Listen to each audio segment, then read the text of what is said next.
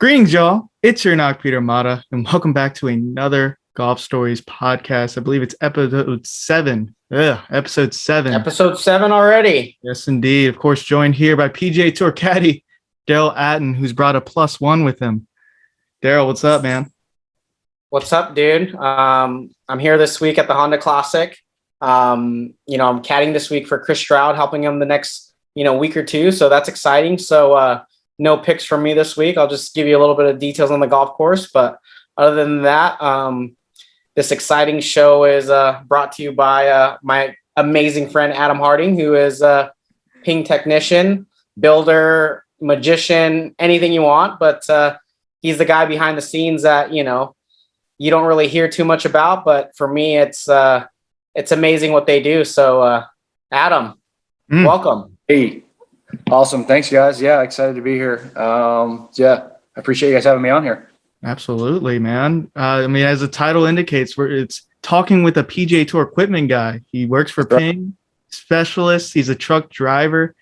I guess let's throw a little softball question. How did you and Daryl become good friends?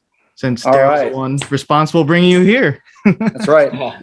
I don't know if Daryl remembers. It was at the team event in Louisiana. He was caddying for Mackenzie Hughes at the time. I was actually just helping out with social media. That's where I started getting to do tour events, was working Ping social media. But at the time, I was also working with some app development with their team. And we were developing a app for the Apple Watch. And we wanted the caddies to be wearing the Apple Watch. And we asked to see how long they walked, like how many calories they burned. We wanted to see if the algorithms were working and all that. So we gave it to Daryl to do, and we hadn't seen him for like a day or two. So I had to go find him to try to hey, give us our Apple Watch bag. Where are you at? And he's, it's right here. He pulled it in the bag, and he was like, oh, I never wore it. I was like, oh, come on, Daryl. Daryl. I remember that moment, but I would love an Apple Watch now. Let's put it that way. That was the first time. That was the first time I met Daryl, and that was kind of the beginning of our friendship. And then from there, we just would see each other from week in to week out. And I realized that he was a really good dude, and we just got along really well and talked a lot. And then talk away from golf and all that. Yeah. Started Xbox together. That was another thing that got us a little bit closer. So we just clicked. Yeah, good old Xbox. Yeah. Shout out to New Orleans, the Zurich Classic, bringing people together. Yeah. Oh, there we go. I'm from Louisiana. I don't know if you know that, Adam. So cool. That's a tournament I go to usually. So that's pretty. What a coincidence, coming full circle. That We're all three coming together. So make sure to come out this year because we can show you the ping truck and all that stuff for sure. Oh, I'm going to take you up on that. Come on. Sure. We'll get you some hats too. Yeah, no. Yeah, I'll be a ping guy for sure. No. I apologize for my hatless self today. I just didn't. My current guy isn't a ping guy, so I did. Going into this week, I knew that, so I didn't bring any with me. So I apologize, people. But as you know, if you follow me on Instagram, I'm definitely pro ping. Oh yeah, Adam gives you everything, I'm sure. All the time. He goes above and beyond. We'll forgive you. He's class A. Wow, so flattered. Too kind, Daryl. Yeah, he is. And low key, really, I'm not as good as a tour player, but I treat my clubs I didn't realize this, but I'm actually selective and picky when it comes to stuff. So the beauty of Adam is he caters and welcomes my, pickiness or whatever I am. So it's hey, that's when it's a true friend that it's he's willing to go out of his way, even though it's dumb stuff. Yeah. You're not nearly as bad as some people. Don't worry. A true friend, a true ping man. So Adam, what is your role, I guess, now currently with Ping? Yeah. So myself and my counterpart, Jack, there's two of us. We are drivers and builders. We go to each week in and week out, just taking care of the players and what they need. Our entire team is 4. So Jack and I work in the truck and sometimes out on the tee, but mostly in the truck. And then we have 2 reps that go out and work directly with the players. And they will come in and say, hey, this guy needs, we need to reshaft his irons, or we need to just check his loft and lies. We need to bend his putter. Anything they really need, we can do in our truck. It's a mobile workshop. It's a 43-foot trailer, and the whole rig weighs about 64,000 pounds. We do about 40,000 miles a year, 40 events roughly. Between the PGA Tour, we occasionally do a ladies event or a Corn Ferry event as well here in every now and then. But yeah, it's basically whatever these players need, we are there to do it for them. We can do just about everything that you can do on site at Ping headquarters. We can do in the truck, just about everything from grinds to reshafts, reswing weights, loft lie, assembly, repairs, whatever they need. It's what we get to do. Goodness me, that's really a traveling workshop. I mean, it is. Yeah. How did that all come about, man? Talk about your experience. Like, how did you? I know you said you were in social media at first, but then you translated to Ping equipment and everything like that. Yeah, a lot of people started Ping as a fitter or customer service and club fitting. Everyone on the truck now, our 4-man team, we all started in club fitting, customer service. That's one of our tenets at Ping is good service and also obviously custom fitting. And so that's one way for people to begin working at Ping. And you get to kind of learn how the company works, and then also one of our major tenants there. And so, 3 of us worked in the building at the same time, actually. So everyone on the truck we've known each other for about 8 to 9 years. And everyone on the truck has been at Ping for 10 plus years. So we have a lot of people there, which actually at Ping is kind of new. We have a lot of people who've been there for decades and decades. We'll have retirements of people who have been there for 40, 50, even 50 years, back to its inception. And so that's where I started at Ping and learned the fitting system. And then a lot of times there's a lot of internal movement at Ping. And so you'll go do different things. So I went on to do some app development, but then I was doing a lot of video and photo, which got me involved with social, where I was helping out with them, create some of their content. I then moved full time into that. And did that for 3 years. And the best part of my job was going on the tour truck and doing content with the players, working with them, being out at the events. I got to go to a lot of the majors, which was incredible. And then when the job opened, I was like, man, this is the best part of my job now. Now I could do this every week. Let's do it. And so I applied for it and thankfully was able to get it. And it's really been a dream. People ask me that. Like, well, it's got to be great. And it really is. Like, it sounds cliche, but it's an absolute dream. Working with the best players in the world, building, in our opinion, the best golf clubs in the world. It's a no-brainer. It's a real home run. So, yeah. I mean, you said 10 years. Like, is that like almost a requirement? They want you to have that type of experience before even operating the truck and everything like that? Not necessarily, but it definitely helps when you have that kind of experience at Ping to be able to get those kind of jobs. The PGA Tour team in general is a how do I say it humbly, is a very desirable place to be. Like, the 4 of us do not take our jobs for granted. We understand that what we have is very, very good, especially at Ping. And I mean, it's great to work at Ping, but if you can work on the PGA Tour for Ping is even better. Yeah. So I think it helps, but it's not necessarily, you don't necessarily have to be there a super long time, but it just happened to be that way with us. If you want to be a rep, our other players who are our team that works with the players, then there's some expertise that needs to be there for a little time. Yeah. Gotcha. Are you so you've been strictly with Ping? Like, you haven't been with any other? No other company. No, okay. All 4 of us have only worked for Ping. There is some movement amongst the reps actually that we work with from other companies. You'll have this guy used to work for TaylorMade, this guy used to work for True Temper, et cetera, et cetera. And but at Ping, we all have only worked for Ping, and that's all I've worked for since I left college. So that's kind of all I know is Ping. The Ping family, baby. Yeah, it is. Yeah, very much. They take very, very good care of us. The Solheim family, we can't speak highly enough about them. They're great people, and they really do take care of us. So, yes, indeed. Yeah, you operate the truck. You were talking about the mileage that you put on. Is there any certifications or things that are? I'm sure they do training for y'all to. Yeah, you have to get a Class A CDL, which is the highest level of commercial driver's license you get. That's about a month long school you go to, quote unquote. And you do that, you get your license, and then I actually had to go build golf clubs for several months before I was able to go out on the PGA Tour. Oh wow! So we have a high end assembly area at Ping that we build pro, college, high level, amateur, custom things.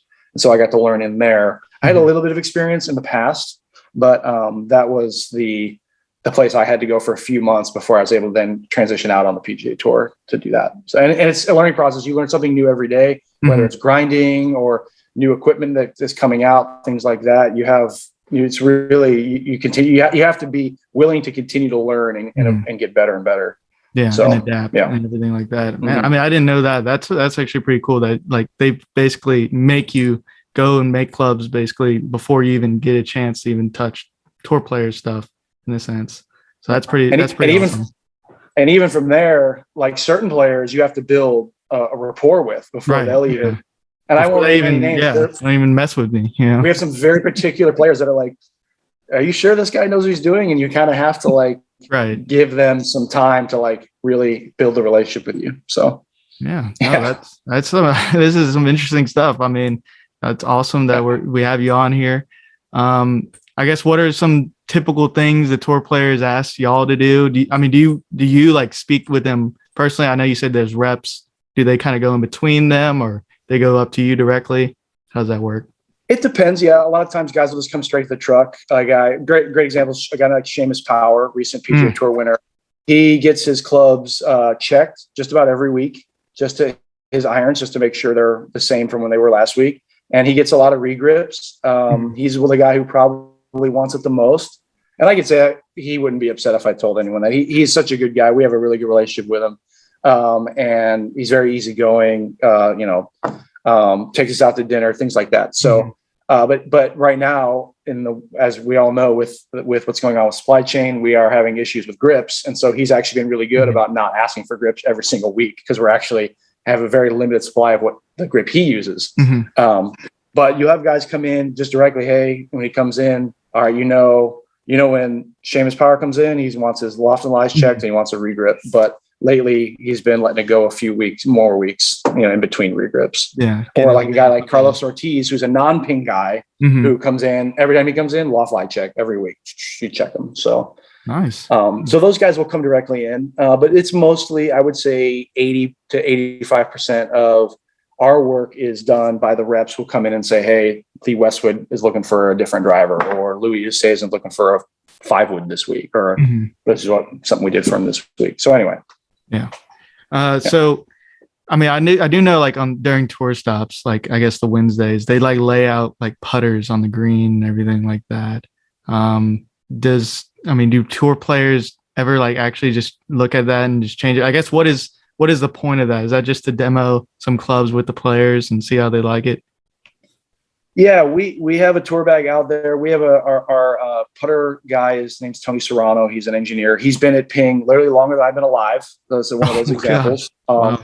He's a great, awesome dude. He's our putter designer. He does our PLD line, which is our tour only line. So when he comes out, he'll have a bag on the green. Yes, Monday through Wednesday, not just on Wednesdays. Right.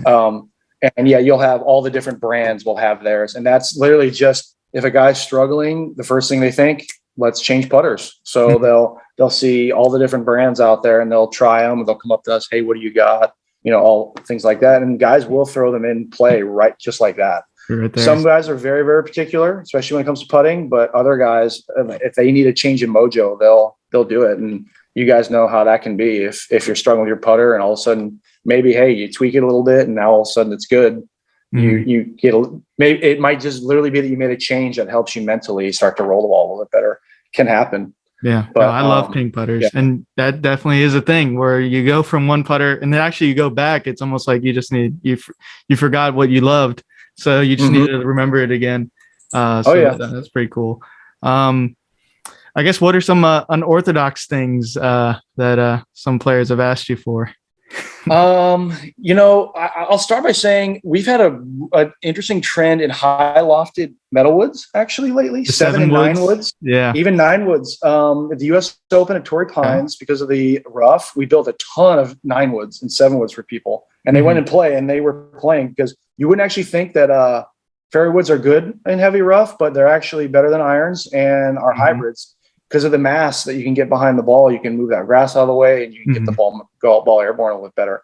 So I think that's a trend that we've seen over the last year or two. A lot of high lofted fairway woods. People have been. It's a little bit more unconventional. You wouldn't expect the men's tour to be having those kind of things in play is one thing I think of, but I would say the most unorthodox request and to be honest, frustrating request that we ever got. We had a player, a PGA Tour winner. No names. You don't need names. No names. It was a PGA Tour winner, and we have a good relationship with him. We don't dislike the guy or anything like that, but it involves shaft puring.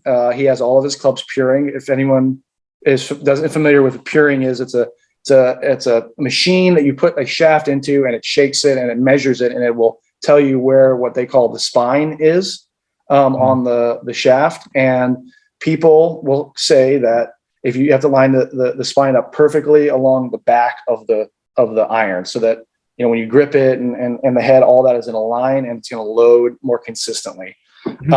We have our opinions about that, which we won't get into.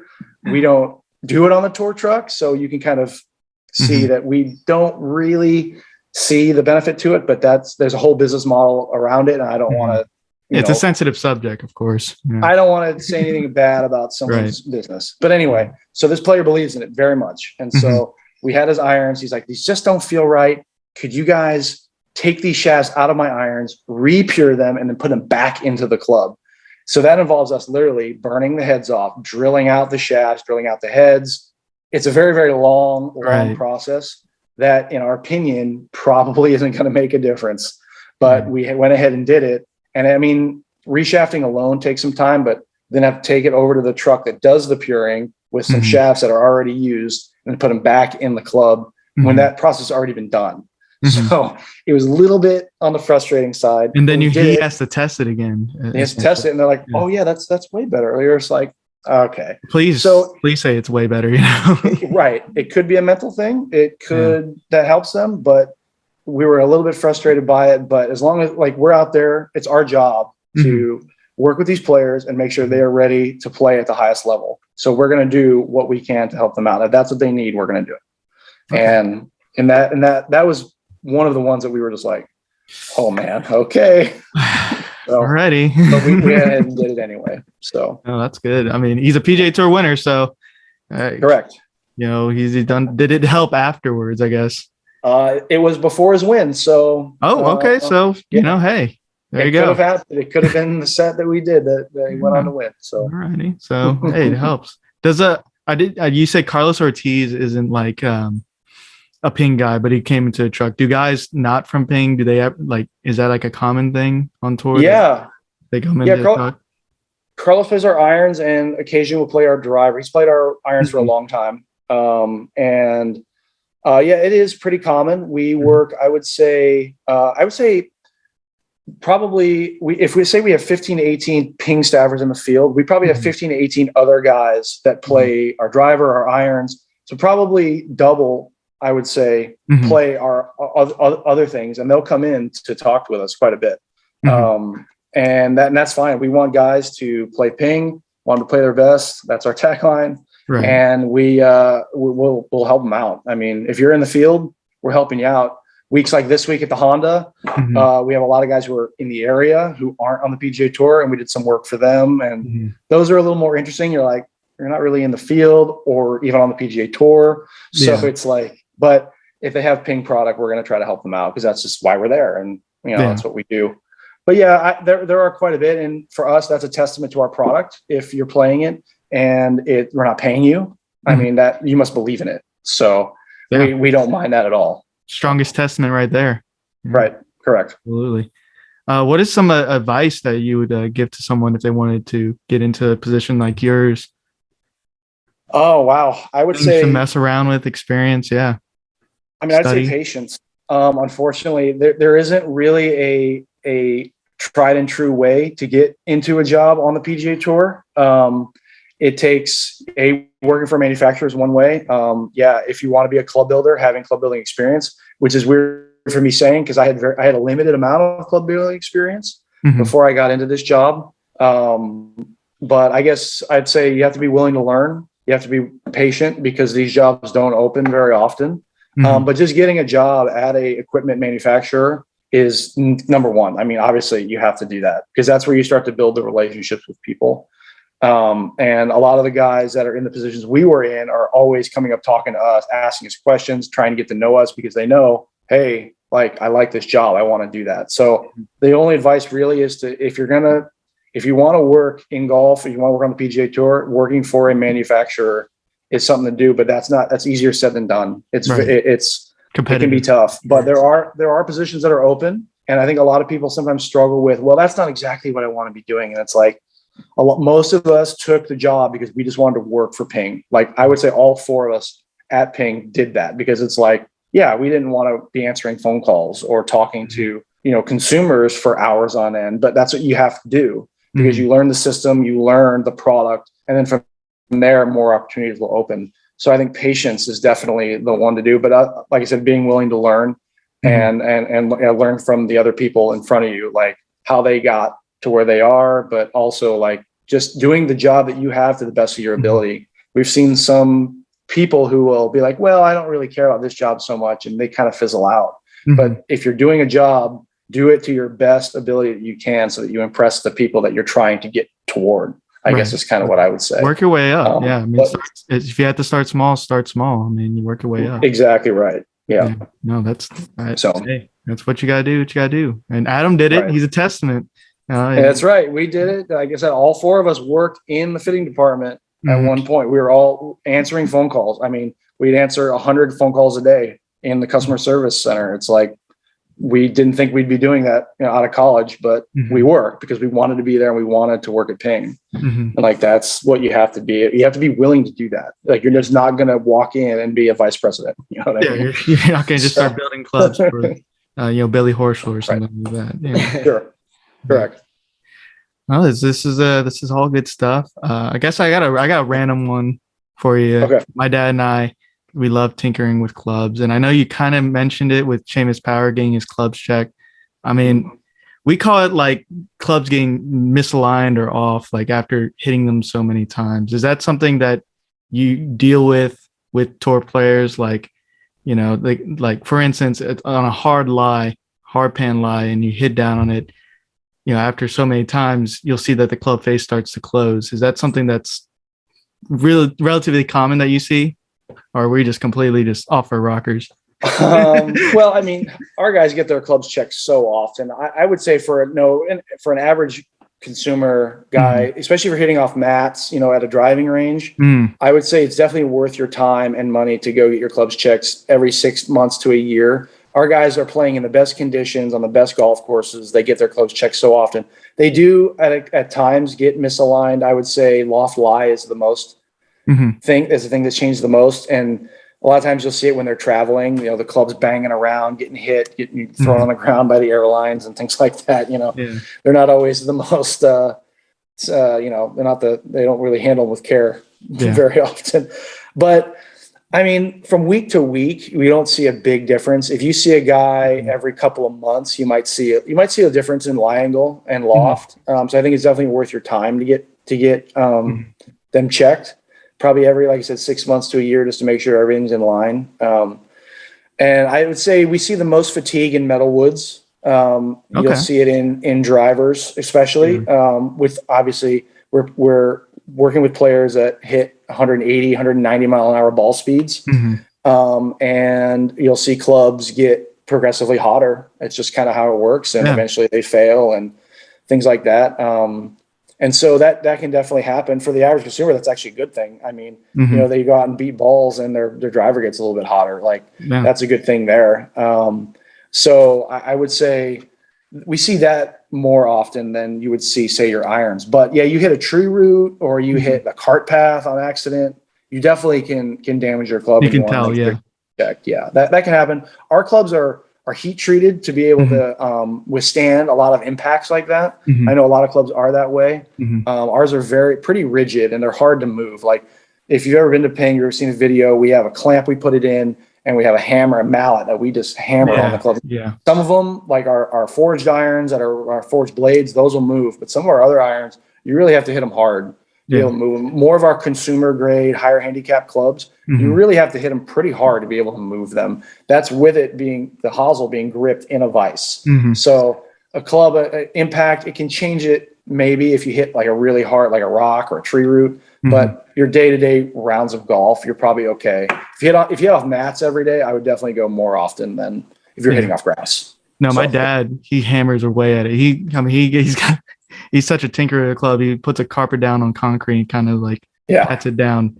So no, that's interesting. I'm not saying just specifically for ping, but in general for all clubs. And I think that's something that the average golfer doesn't really know about, is like your clubs do change over time. They are metal, so they're susceptible to change. And I don't think people realize that. I mean, they do. And for instance, I mean, like Phil Mickelson in the 06 US Open, I don't think Phil Mickelson's that bad of a driver to be hitting it that offline. I mean, I would say his club is probably off or something and needs to get checked or something like that.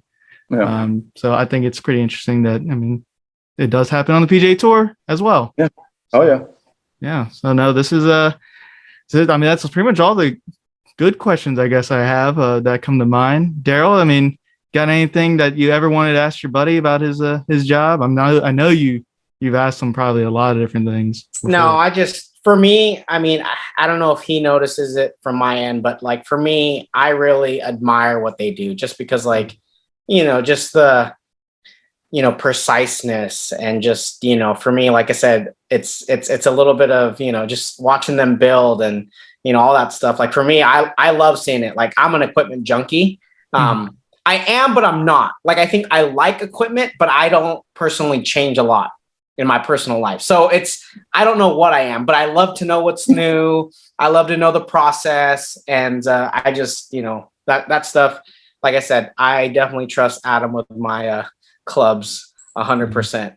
Yeah. The crazy part is they could probably be wrong and I'd be like, oh, okay, we're good, man. They're amazing. I hope they're not wrong. No. And that's the level of trust that I put in him. So like I said, I'm definitely glad, he does what he does. And like I said, lets me, be a part of, witnessing it whenever I'm out there week to week. Yeah, that world. That's an interesting world. We don't get to see the behind the scenes much. So very interesting. Hopefully our audience appreciates that. Oh, yeah. Yeah, absolutely. So I guess we'll move on to what our typical thing is, the week-to-week golf. Did either of you watch the, the Genesis Invitational LA Open? Daryl, what'd you think? Joaquin Niemann, wire to wire. First time since 1969. Charlie Sifford. I'll start first because mine will be very short. After the first 2 days, I already thought he was going to run away with it, so I kind of let off the gas on watching it.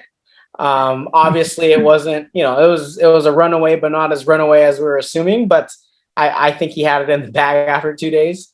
Also, for me, I got the call to work for Chris Stroud this week, so. A lot of my focus was on that, but I definitely seen some of the highlights, but that's all I got for you. And we'll let you guys take over this week for the most part. Yeah. Well, Joaquin Niemann, honestly, even when it was getting close, he was playing well. Like he was hitting good shots. I mean, Cameron Young was just trickling closer, and Riviera is a tough course. I mean, you're going to make bogeys. So, I mean, for him to go wire to wire, I'm sure was exhausting. And congrats to him.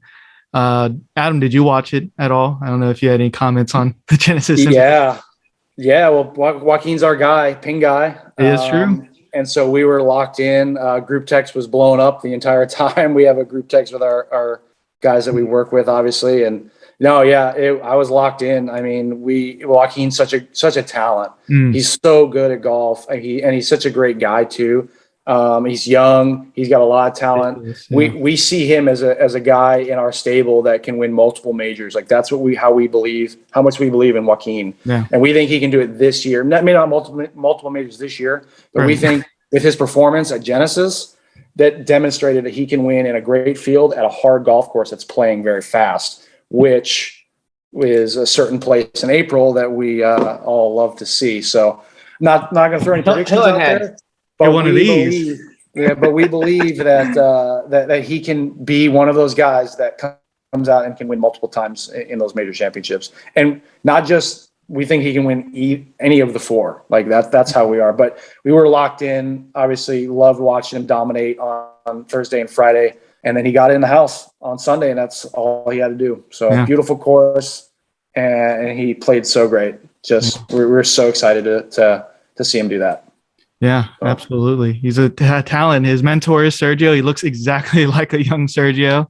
And he's 23 years old. He's like 3 years younger than me, which is ridiculous. I mean, where's time going? But yeah, I mean, I definitely feel that he's a talent. He can definitely capture a major or two or three. I'll stop right there. Maybe more. We'll just let it play out. So yeah, it was a great week. Good to see Tiger back in a healthy manner. I know it's been a year since his accident, so he's looking pretty normal. He's not going to play anytime soon, it looks like, but it's good to see him back. As far as our picks last week, had a couple missed cuts for my guys, and Hideki finished middle of the pack, and Daryl, your guys, middle of the pack. At least they made the cut compared to me. Yeah, no, trust me. I they were trying, but when Joaquin's in that lead, it's went 21 under or something. Yeah, I mean, after 2 days, you're already drained out. So I got to bag on Daryl a little bit. I definitely went with Cantlay because of your pick last week, and he did almost nothing. So I'm very upset with you, Daryl. The logic was there. Somebody listen. Don't listen to me. That pick made sense. So I was the logic was there. The logic was there. I bet you we have. I bet you have that tournament this week, and he's winning this week. Yeah. Okay. Right, yeah. So that's how it goes. I know how it goes. Trust me. We're a day late and $1 short on this podcast, unfortunately. Yes. I mean, we're close. We're close. All the names that are up there usually are names have been mentioned, just not in the tournament that we're calling it for. So, but we're gonna get one.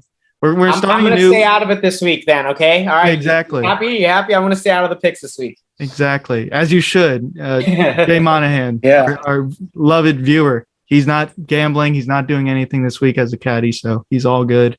But he is a caddy, like I just said. So what is shifting gears to the Honda Classic? I guess I'll change my background now. Daryl, let's see what you got. Let's see what you got for this background. I'm curious. There's a couple that you can pick from. So I got the bear trap. Going. Oh, that's where we're going. Yeah, the bear trap action. Bear trap. Daryl, what's the bear trap like? I've never been. PGA National. It's scary. And good thing I'm not hitting the shot. So, it's course is playing, pretty firm right now. The rough is weird because it's not very tall, but like for example, we played a practice round. It's not very tall, so you think the lie is like decent enough, and it doesn't come out good. So there's going to be a lot of that judgment that we're going to have to deal with, to where like, hey, do we try ourselves and try to cover something that, even though it looks good, or do we just kind of take medicine and, take the big number out of play? So that's going to be something that, a lot of guys will have to deal with this week. Also, like I said, it's playing pretty firm. The greens are firm and fast. The greens are really fast. The fastest I've ever seen them. Ooh. This is my fourth Honda.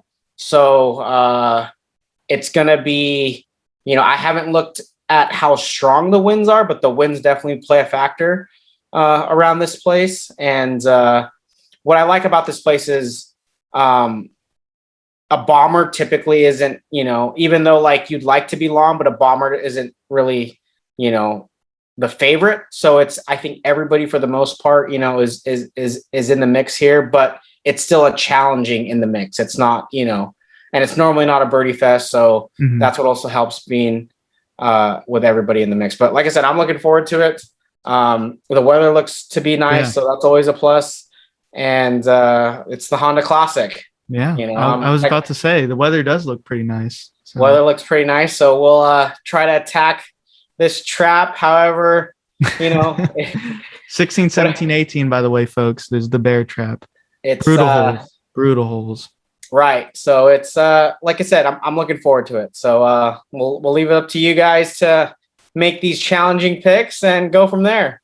Yes, indeed. And one thing I did notice, I thought it was a longer course. It's only 7,000 yards. Yeah. So it's not too long, but the rough with that Bermuda is pretty brutal. So and that wind and that water and everything else that comes with it. So Wait, there's water there? No. yeah, not enough, I guess.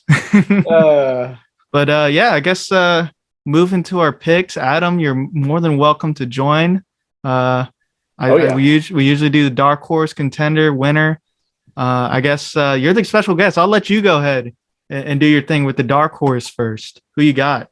Okay, so dark horse here. This guy played well in the waste management. So he's definitely a guy that is streaky. He won in the South last year at Congaree, I think. I hope I'm remembering right.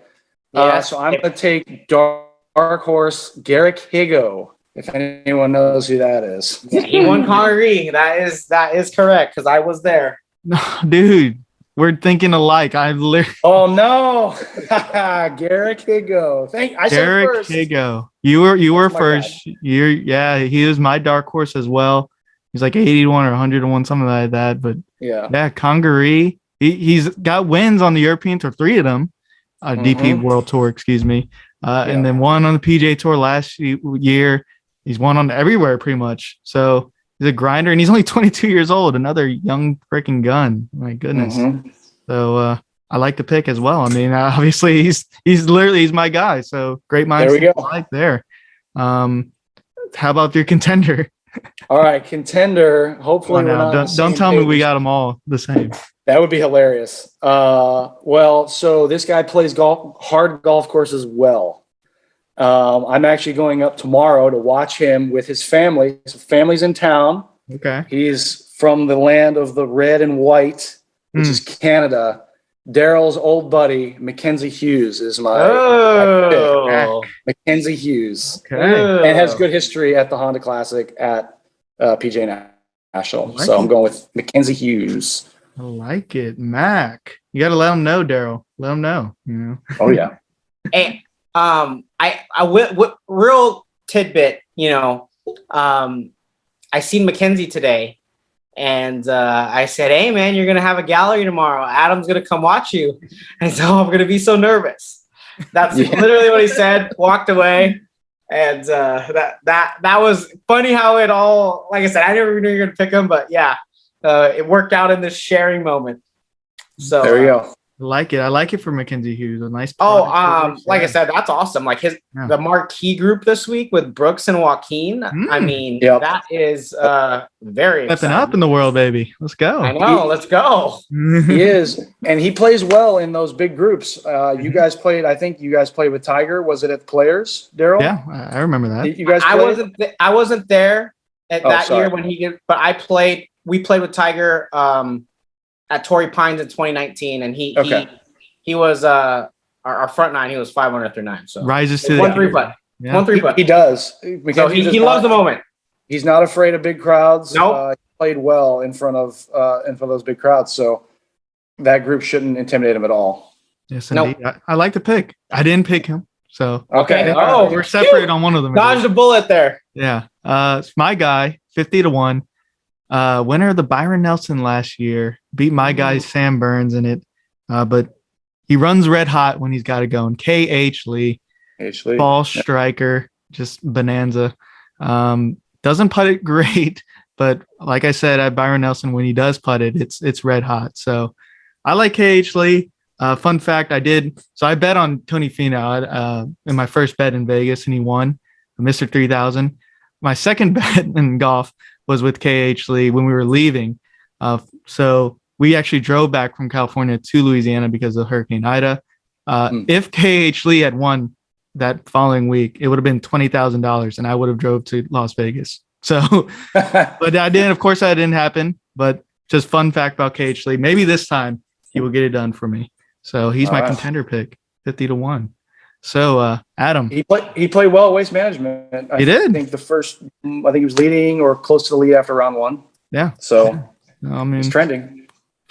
I like it. Though I've cursed everyone that I've called out and in the podcast. So, hopefully this is the change of it. It's a Florida swing. It's a new swing. So, hopefully, regardless whether you cursed it out or not, you're helping the podcast on who not to pick. Then you got to look at it in the positive light. Exactly. Betters, short the people that I'm talking about this week. So, hopefully the curse is lifted. We shall see. Adam, what's your winner? All right, winner here. All right, so this is gonna be a little bit long-winded. I'm sorry. I know we're running. Go for it. No, we're good. You're a special guest. Make yourself as if you're in someone else's house. Oh, all right, perfect. No, I actually grew up going to the Honda Classic. I grew up in this part of the country, in this part of Florida. I'm actually in my parents' home right now. I'm staying here till Sunday when I have to drive the truck up to Orlando. So I grew up in Palm Beach, and I played junior golf with the pick that I'm going to take here. So this week has been kind of a full circle moment for me because it was when I grew up going to. It was the first time I've worked it on the tour truck. Because of scheduling the last 2 years, I wasn't able to be here, but now I am this year. So very excited to be here at the Honda. But this guy, he's from Florida. He's not too far down the road. He grew up playing at this golf course. He knows Bermuda. He also runs hot. And I'm going to take Billy Ho, the Florida Gator. We're going to hope that Billy Horschel is my guy. And I hope you didn't pick him, but that's my guy. Man. Oh, gosh. Well, this is I think you did. I did pick Billy Ho, 22-1. We did not come together beforehand. This is all just happening right now. This is incredible. Yeah, I mean, I agree with everything you said. I mean, usually a ball striker. He's actually, I looked it up. He's second in strokes gained putting this year, which is pretty interesting. And that's good. That's good coming into here. I promise you. He uses a ping putter too, so yeah. Hey, I feel good picking him. He's a ping guy, or I don't know. He is fully ping right now, but he used to at least be. Not right now. He used to play all ping, but yeah, but he still uses our putter. So yeah. So Billy Ho, usually a ball striker, consistent, just ball striker. Chops at it at the best of them. And man, yeah, this is incredible. It's come full circle for you. I mean, coming on the podcast during the Honda. What a perfect thing. This is meant to be. Yeah. I'll share a real quick story. I was a sign boy for Matt Kuchar. His first ever PGA Tour win was the Honda Classic, and I was a sign boy on Sunday.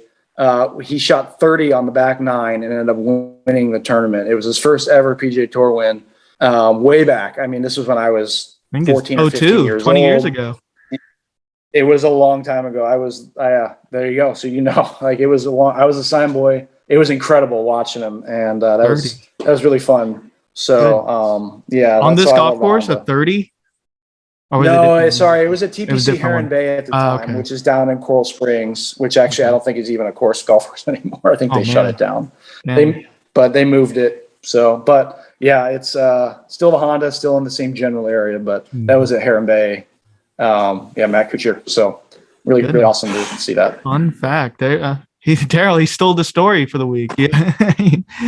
Golf story. I know. I'm sorry, Daryl. No. And we're going to leave it at that because, this is his week. This Honda Classic is like my Pebble Beach to him.